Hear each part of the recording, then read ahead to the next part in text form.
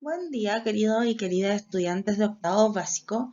Vamos a comenzar con la cápsula de retroalimentación de los contenidos correspondientes a la ficha 10 y 11 de trabajo, el cual corresponde a los efectos de la conquista española y el periodo colonial en América. Les habla la profesora Marlene Ríos Osorio. Esta cápsula está dirigida a octavo básico y el objetivo de la clase que nos convoca hoy es poder retroalimentar el impacto de la conquista y el desarrollo del periodo colonial a través de la corrección de las preguntas más descendidas en la evaluación y fomentando el respeto ante la diferencia. Esta cápsula abarca el periodo del miércoles 23 de septiembre al viernes 25 de septiembre y corresponde a la semana 18 de trabajo. Ahora bien, en las imágenes que dan inicio a esta diapositiva tenemos a un galeón español, ya a una embarcación característica del Imperio Colonial Español, que en verdad viene a simbolizar de cierta forma el monopolio comercial, ya que era el tema 2 de la ficha número 11, que tuvo una alta cantidad de preguntas descendidas. Y la segunda imagen tiene relación con la evangelización, es decir, la imposición del dogma católico hacia la población indígena o la población autóctona de América. No olvides tener a mano todos los materiales que necesites para el desarrollo de la actividad y en este caso la corrección de la evaluación. Ahora bien, la pregunta más descendida de la evaluación desarrollada es la pregunta número 5, la cual obtuvo un 25% de logro. Es decir, aproximadamente 4 estudiantes la tuvieron correcta. Esta pregunta, como contenido, habla sobre la evangelización, qué consecuencias dejó la evangelización en la conquista española. Por lo tanto, lo primero que debía hacer, ¿ya?, era leer comprensivamente el texto de la pregunta. Yo aquí destaqué los aspectos que consideré más relevantes para luego, a partir de esos aspectos, responder la pregunta en sí. Entonces, el texto dice lo siguiente: con el arribo español en el siglo XVI, todas las poblaciones andinas vivieron una profunda transformación religiosa. Ese es el primer dato. Está hablando de las transformaciones religiosas de la población que vivía antes de la llegada de los españoles. Debido a la conquista, la evangelización y extirpación de idólatras, así, la religión andina, es decir, la religión propia de los pueblos originarios, sufrió profundas transformaciones y heridas debido a las campañas de erradicación, es decir, eliminar las idolatrías del siglo XVI y siglo XVII. En la región aymara, que incluye el sur de Perú, Bolivia y el norte de Chile, la expresión sincrética de la religión tiene actualmente como vehículo ritual y mitológico formas culturales autóctonas. ¿Ya? Dividí el texto en dos destacados distintos, porque en el destacado fucsia habla sobre el problema que vivió la población indígena ante la imposición de la Iglesia Católica y la extirpación de las idolatrías, y lo destacado en el color amarillo coloca como ejemplo lo que vivió el pueblo aymara, ya en el cual está diciendo que hoy día los rituales aymara tienen una mezcla entre el dogma católico y la ritualidad propia del pueblo. Y entonces, debemos comprender que cuando hacemos estas evaluaciones que son cortas, debo darme el tiempo de ir viendo cada aspecto para responder correctamente, ¿ya? La historia de por sí es una disciplina muy conceptual, por lo tanto, si hay palabras que no entendí o que no entiendo cuando estoy haciendo la evaluación, debo o buscarlas, ¿ya? Utilizar un diccionario, utilizar el internet, o consultar directamente a la profesora, ¿ya? Entonces, aquí lo primero que desarrollé es qué significa evangelizar, ¿ya? Entonces, para comprender de qué trata la pregunta. Entonces, evangelizar corresponde a predicar las virtudes cristianas y la fe en Jesucristo. Cuando yo predico, yo esparzo la palabra de Dios, con el fin de convertir a las personas a la fe católica. Es decir, la función de los sacerdotes y de los misioneros en la época de conquista y de colonia española en América tiene como objetivo expandir la palabra de Dios y convertir a los indígenas a la religión cristiana, ¿ya? Acá es muy importante comprender que en la época moderna que estamos estudiando no existe la tolerancia religiosa. Hoy día, cada uno de nosotros vivimos en un sistema en el que algunos creen, otros no creen, algunos son católicos, algunos son evangélicos, algunos son mormones, por ejemplo, y existe una tolerancia en la cual todos nos respetamos, ¿ya? Porque comprendemos que la religión es personal y que eso no va a afectar nuestras relaciones sociales ni nuestra convivencia. Pero en la época moderna, en el siglo XVI, en el siglo XVII, en el siglo XVIII, esa tolerancia religiosa no existía. Por lo tanto, el Imperio Español, como era un imperio católico, defensor de la Iglesia Católica y del Papa, estaba en contra de cualquier otra manifestación religiosa, ¿ya? Por lo tanto, cualquier acto religioso contrario a la doctrina cristiana era considerado una idolatría o herejía, que considero que es una de las palabras más complejas que está en el texto, ¿ya?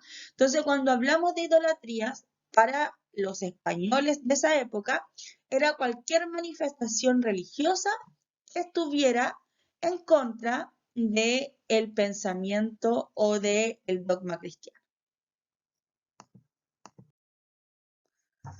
Por lo mismo, voy a ejemplificar algunas prácticas idolátricas en la América prehispana. O sea, ¿qué era lo que los españoles consideraban idolátrico?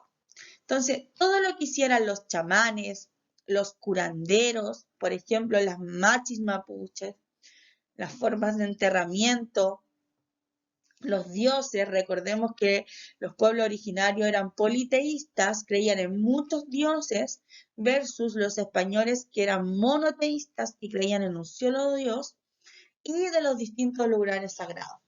Entonces, por ejemplo, acá cuando vemos estas imágenes, podemos comprender que aquí estamos donde estoy marcando, estamos viendo a un chamán, ¿ya? Una persona que genera ciertos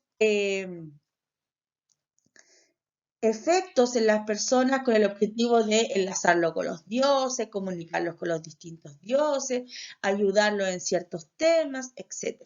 ¿Ya? Por ejemplo, la machi es una persona muy importante en la cultura mapuche porque es un símbolo sagrado también. Acá, por ejemplo, tenemos a distintas manifestaciones arquitectónicas, ¿ya? En la que se muestra o se representan a los dioses, ¿ya? En la cultura de México, principalmente.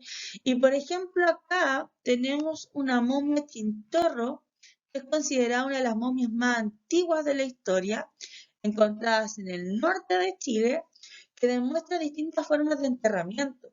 O sea, para algunos pueblos originarios como los chinchorros, la momificación era parte de su ritual mortuorio, pero para los españoles eso era una práctica idolátrica, ya que en la Iglesia Católica no se hacían momias. Entonces reflexionemos, ¿esas prácticas propias del mundo prehispánico continúan en la actualidad? Probablemente no todas, pero sí, sin embargo, no se manifiestan a través de sus formas originales o autóctonas, sino que para poder perdurar y resistir el dominio español, la mayoría de estas prácticas se fueron mezclando con las prácticas cristianas, ¿ya? Por ejemplo, hoy día podemos encontrar un chamán, sí, pero por ejemplo ese chamán puede llevar colgando una cruz, que es un símbolo católico, ¿ya? Entonces, no se manifiestan a través de sus formas originales o autóctonas, sino que para poder perdurar y resistir al dominio español, a los más de 300 años de dominio español, la mayoría de estas prácticas se fueron mezclando con las prácticas cristianas, ¿ya? Por lo tanto, hoy es posible ver a un chamán con sus hierbas, con bailes y predicaciones junto a una cruz o una imagen de la Virgen. Por ejemplo, lo que vivimos con la Virgen de la Tirana. Ahora bien, a partir de esto y de estas imágenes que muestran muy bien la mezcla de la religión, la pregunta dice, ¿qué efectividad tuvo el proceso de evangelización en los Andes? A. La evangelización se vio dificultada por la existencia de una religión preexistente en casi todo el continente impuesta por los incas. No. En primer lugar, nunca habla específicamente de los incas, ¿ya? Y tampoco establece que hay una dificultad para la evangelización. B. La extirpación de las manifestaciones politeístas hizo que la evangelización fuese efectiva, anulando definitivamente los ritos prehispánicos. No, porque como vemos en la imagen, aquí tenemos una virgen afroamericana. C. El proceso de evangelización no logró suprimir a las religiones indígenas, muchas de las cuales sobreviven a través de nuevas formas sincréticas. Sí, porque la evangelización se logró a través de una mezcla entre la cultura indígena y la cultura católica. Como lo representa aquí esta imagen de una virgen con las características de las vírgenes católicas, pero con una representación de una deidad propia de la cultura indígena mexicana. Y D, el proceso de evangelización no tuvo efectividad, falso, sí lo tuvo. Por lo tanto, la alternativa correcta era la C. Ahora bien, en la pregunta número 9 dice, ¿cuál de las siguientes acciones era un deber que debía cumplir la corona española con los indígenas? ¿Ya? Esta pregunta también tiene que ver con el tema de la evangelización y tuvo un 35% del logro. El contenido es el impacto de la conquista en América a través de la evangelización, ¿ya? Aquí la alternativa era A, esclavizarlos, B, evangelizarlos, C, condenarles a muerte, D, crearles vínculos maritales con los indígenas. Entonces, ¿por qué la evangelización se presenta como una justificación al dominio español en América? Eso hay que comprenderlo y hay que explicarlo, ¿ya? Dice, 1. La corona española era la principal defensora de la Iglesia Católica y del Papa en el mundo. O sea, todo el mundo que se conocía en el siglo XVI, siglo XVII, era comprendida el Imperio Español como el mayor defensor de la Iglesia Católica. Luchaba contra el avance del Islam y de las iglesias protestantes. Por lo tanto, a partir del Concilio de Trento, la evangelización a través de grupos misioneros era una obligación para propagar la palabra de Dios por el mundo. Por eso van a llegar a América, por ejemplo, los jesuitas. Recuerde ir enlazando con los contenidos que se trabajaron en las fichas del primer semestre. Y en punto 2, una de las bases teóricas de la colonización en América, ¿ya? O sea, de las justificaciones de la corona española para controlar América hispana, establecía que era primordial colonizar el imaginario para así poder colonizar el territorio. ¿Ya? Cuando hablamos de imaginario, estamos hablando de las cosas que piensan, ¿ya? Los habitantes que vivían en América antes de la llegada de los españoles. Desde el momento en que los indígenas hicieran propios, o sea, sintieran como parte de ellos los dogmas cristianos, sería mucho más fácil controlarlos política, social y económicamente a los pueblos. ¿Por qué digo esto? ¿Ya? La evangelización siempre ha sido utilizada como un mecanismo de control o de dominio porque cuando uno tiene fe en algo, no lo duda, ¿ya? Muchas personas en el mundo, millones de habitantes en el mundo, creen en aspectos de la religión, creen en religiones, pero nunca han visto un Dios de forma real, ¿ya? Pero esa fe es la que los permite creer y no dudarlo. Entonces, para los españoles, si los indígenas creían en la Iglesia Católica, iba a ser mucho más fácil de controlarlos en todas las otras áreas. Recordemos, ¿ya? Los indígenas no son súbditos, no son esclavos.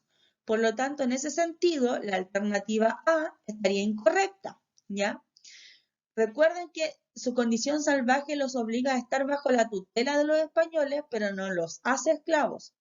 Legalmente son súbditos, ¿ya?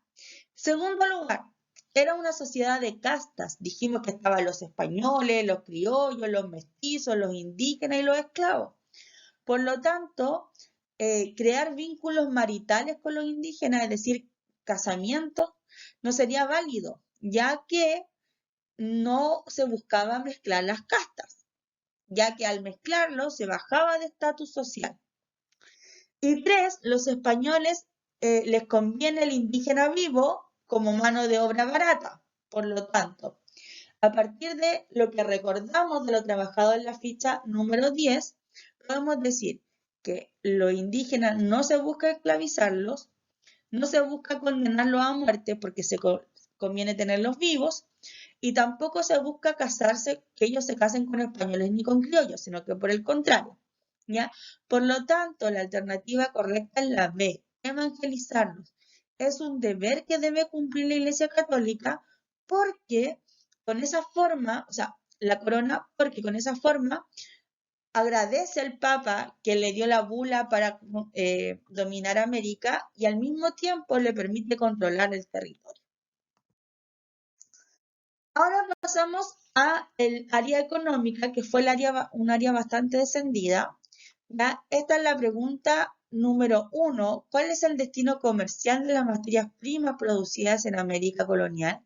Que tuvo tan solo un 14% de logro, ¿ya? Es decir, muy pocos estudiantes fueron capaces de responder esta pregunta bien, cuando en verdad la pregunta, si yo me detengo y la leo correctamente y la analizo, no es compleja, ¿ya?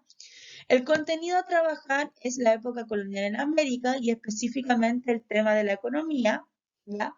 Que tiene relación con el monopolio comercial que en América dirigido por la Casa de Contratación, institución que estaba en España, ¿ya? Debemos comprender que el Imperio Español aplicó este monopolio con el fin de controlar toda la actividad económica referente a las colonias americanas. Por lo tanto, las diferentes zonas solo podían ver y comercializar con España los productos que solo la corona española solicitaba. Entonces, dice, ¿cuál era el destino comercial de las materias primas producidas en América durante la colonia? Solo, ya, A, exportados a diversos sectores del mundo, no puede ser la A, porque existe un monopolio comercial que dijimos que es solo entre España y América, ¿ya? Dispuesto a las determinaciones de la metrópoli imperial, sí, esa es la correcta, ¿ya? Es decir, todas las materias primas producidas por América deben seguir los lineamientos de la metrópoli imperial. Como les dije anteriormente, la historia es muy conceptual. Cuando hablamos de metrópoli imperial, estamos hablando del Imperio Español y de la corona española directamente desde España, ¿ya? Recordemos que el rey nunca vino a América, que siempre se encontró en España y que claramente él hizo viajes dentro de Europa, pero ahí estaba su capital. Esa es la metrópoli imperial, ¿ya? Por lo tanto, todas las actividades económicas producidas en América estaban bajo la tutela y la predisposición de esta metrópoli imperial, ¿ya? C, comercializar exclusivamente con el continente americano. No, porque recordemos que el oro y la plata iba directamente a España. Y D, utilizábamos utilizados en cada colonia americana sin ser comercializados? No. O sea, habían productos que se producían solo para el abastecimiento de Chile, pero si Chile destacaba en algún producto que era importante para la corona española, claramente se lo iban a llevar a España. Por lo tanto, como muestran estas imágenes, hay un comercio exclusivo con España, que es la metrópoli imperial, que yo creo que esos conceptos fueron los que los afectaron al momento de responder la pregunta. ¿Ya? Recordemos que ellos establecen las rutas y los puertos en los que funcionan y en las flotas o galeones que son exclusivos de la corona española.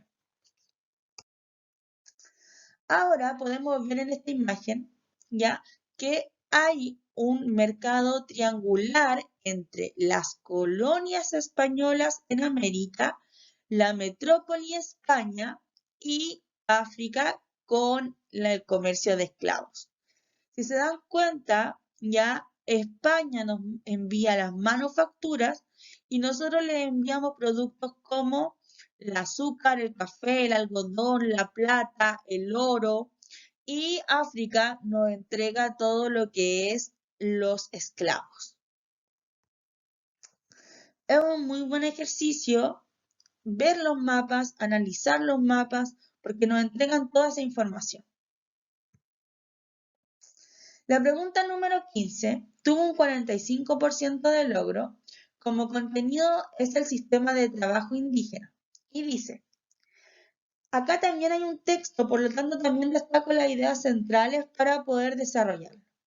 Dice, la encomienda es un sistema de trabajo impuesto por la monarquía española a la población indígena. Recuerden que nosotros dijimos que ellos eran libres, pero como vivían en este mundo salvaje de idolatrías, había que tenerlos bajo la tutela de alguien. Y ese alguien es el encomendero, ¿ya?, para obtener también fuerza de trabajo que sustentara las actividades económicas desarrolladas en las posiciones americanas. ¿Cuál es la pregunta? Entre las consecuencias de la aplicación de la encomienda destaca. Entonces, lo primero que yo tengo que tener claro para poder responder estas preguntas es ¿qué es la encomienda? Entonces, la encomienda fue un sistema de retribución, o sea, de agradecimiento por parte de la corona española a los conquistadores, ¿ya? Entonces, ¿cómo fue ese agradecimiento? Este agradecimiento consistía en una compensación a través de la entrega de un grupo de indígenas al encomendero. En palabras sencillas, los conquistadores, muchos de ellos se transformaron en encomenderos a quienes se les dio una porción de tierra y un grupo de indígenas con el objetivo de que los evangelizaran, los educaran y al mismo tiempo les generaran un trabajo. Por lo tanto, estos serán entregados con el fin de convertirlos a los ideales españoles al mismo tiempo en que trabajaban para los objetivos de los españoles, ¿ya? Entonces, estos indígenas, la encomienda es un tipo de trabajo indígena en donde el indígena vive en un terreno ofrecido por el encomendero y debe seguir todos los lineamientos que el encomendero le dice. Entonces, la alternativa A dice, ¿qué es lo que tenemos que buscar? Las consecuencias. Entonces, A, la intensificación del sistema de trabajo forzado basado en la esclavitud. Podemos decir, esclavitud, ya lo hablamos anteriormente, no se puede ver el concepto de esclavitud porque eran súbditos. B, estableció un sistema de servidumbre indígena utilizado como fuerza de trabajo, especialmente en faenas agrícolas. Correcto. La alternativa B era la correcta. Y ahí tengo que ir principalmente a qué está hablando de la servidumbre. Y la servidumbre indígena es lo mismo que nosotros vimos en Europa en la época medieval sobre el feudalismo. Usted me puede decir, pero profesor, ahora estamos estudiando la época moderna, ya no existe el feudalismo. Pero lamentablemente la corona española y el imperio español se mantuvo por muchos siglos más bajo la lógica de el sistema medieval. Por lo tanto, el concepto de servidumbre viene de la época medieval, tratando sobre una relación de dependencia propia del feudalismo, en donde dos partes se necesitan y entrega algo a cambio. Sin embargo, el siervo está en desventaja ante el señor, transformándose en un sistema de tutelaje. En este sentido, lo que nos está diciendo es que el encomendero viene a ser como el señor feudal y el indígena viene a ser como los siervos o los que venían a pedir ayuda o protección. Por lo tanto, por eso la alternativa B es la correcta. La C dice, ¿propició relaciones de igualdad entre la población nativa y la población hispana? No, porque no existe una igualdad. Nosotros vimos que había una sociedad de castas, de estamentos. Por lo tanto, el indígena está muy por debajo, por ejemplo, del español. Y D, ¿disminuyó la frontera de producción agrícola y favoreció la minería? No, porque la encomienda es principalmente para el trabajo agrícola. La mitad es para la minería. Y aquí tenemos una imagen en donde el rey español ya busca, aquí tenemos al rey, el rey busca premiar por la conquista al español, que se va a transformar en un encomendero, ¿ya? ¿Qué hace el rey? ¿Ya? El rey lo que hace es entregarle un grupo de indígenas, ¿ya? ¿Qué es lo que tiene que hacer el encomendero? Evangelizarlo y protegerlo. Y el indígena, ¿qué tiene que hacer? Tiene que trabajar, pagar impuestos, ¿ya? Y esos impuestos van a ir al rey, pero también van a ir al encomendero. Por lo tanto, el encomendero después va a ir obteniendo riqueza.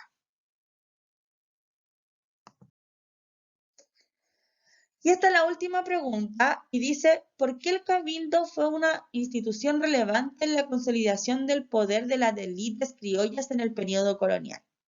¿Ya? Aquí es muy importante que usted comprenda que no es solo ir y ver qué es el cabildo, sino que aquí es esencial saber quiénes son las élites criollas. Y de ahí se relaciona el mundo político con el mundo económico, ¿ya? El cabildo es una institución política y la élite criolla está hablando de los criollos, de los hijos españoles nacidos en América. Y recordemos que ellos no podían optar a cargos políticos. Entonces ahí está el punto clave. Esta pregunta tuvo un 45% de logro. El contenido es referente a la sociedad colonial y como tema específico la política. Y aquí lo primero que tenemos que saber es qué es el cabildo. Y el cabildo corresponde a una de las instituciones políticas que entabló la corona española en América con el fin de controlar los territorios. Corresponde específicamente a la comuna o municipio, por lo tanto tiene el cuidado y control de la ciudad, ¿ya? O sea, nosotros, por ejemplo, acá en San Antonio seríamos el Cabildo de San Antonio, ¿ya? Que después con los años pasó a llamarse municipio o comuna. Por lo tanto, todo el cuidado y control de la ciudad, en donde la organización se administraba con la participación, y esto es muy importante, de los ciudadanos más emblemáticos, ¿ya? Permitiendo la participación de los criollos. Porque claramente en todas las ciudades no había un gran porcentaje de población española originaria, sino que cada vez más fueron aumentando la población criolla. Y ese era el enojo de los criollos. O sea, ¿por qué mis padres, que nacieron en España y son españoles, pueden adquirir poder político y yo, que soy su hijo y por el solo hecho de haber nacido en América, no puedo? Entonces el cabildo era la única institución que permitía la participación política de los criollos.